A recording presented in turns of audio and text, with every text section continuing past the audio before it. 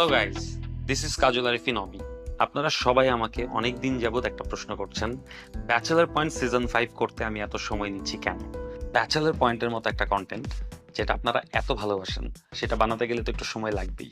Season 4 থেকে season 5 এর preparation নিতে আমাদের অলমোস্ট 2.5 বছরেরও বেশি সময় লেগেছে। গত 1.5 বছর যাবত আমরা কন্টিনিউয়াসলি ব্যাচেলার পয়েন্ট সিজন 5 নিয়ে কাজ করছি।